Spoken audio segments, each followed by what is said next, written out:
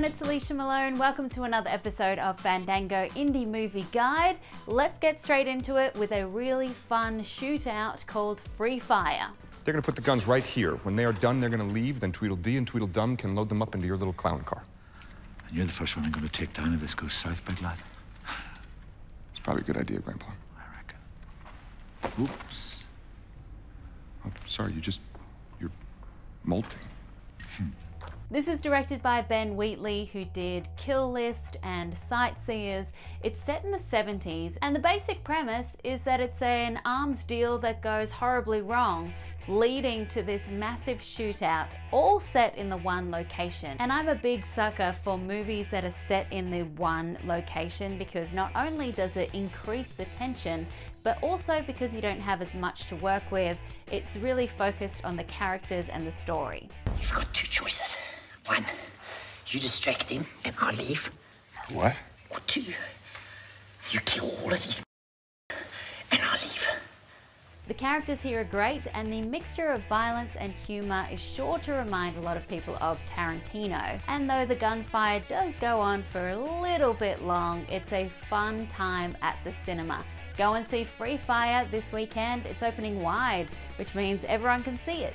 We can't all be nice girls.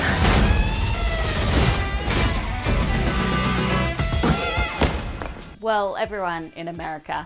But another film that's out this weekend is called Unforgettable. This is a drama mystery starring Katherine Heigl. She plays a mother whose ex-husband gets together with a new woman and all hell breaks loose. Where's your ring? How come you haven't been wearing it? Who sent you flowers? She's messing with me. David?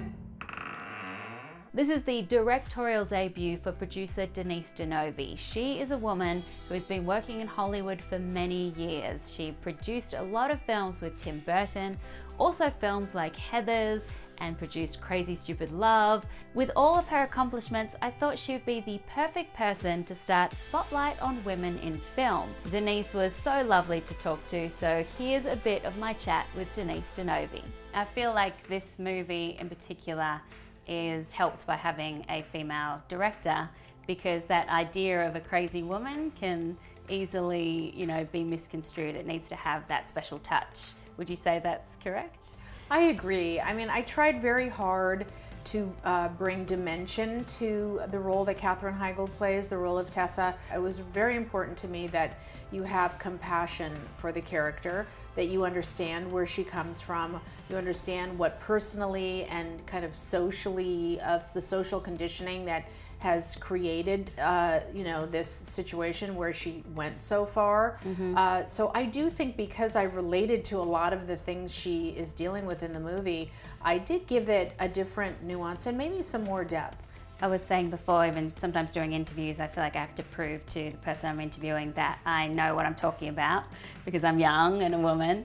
With being a producer, were there times when you felt like you had to prove yourself because of your gender?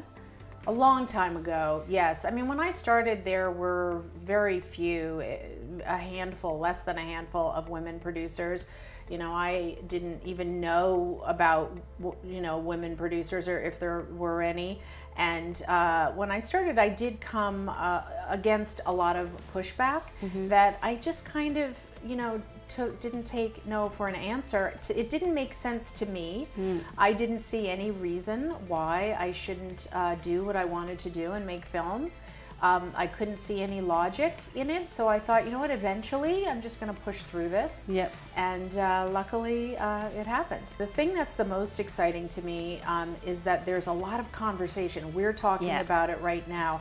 The more that we talk about it, the more women speak up about it, and the more conversations we have, the more I think people's inherent sense of justice and decency will prevail. They just need to be educated and think about it. Like, people ask me, do you mind being called a woman director? And I don't. Until women are half of the directing population or half of the producing population, we need to point it out so that people can acknowledge and validate it and support it. If you can see it, you can be it. Exactly. I So love that true. phrase. Yeah. Thank you so much for everything that you do and for joining us on Fandango. Thank you. She is so inspirational, and I can't wait to continue spotlight on women in film. So this weekend, go to see Free Fire, the crazy shootout, or Unforgettable, the twisted drama, and tell me what you have seen in the comments below or on Twitter @Alicia Malone. I'll see you soon.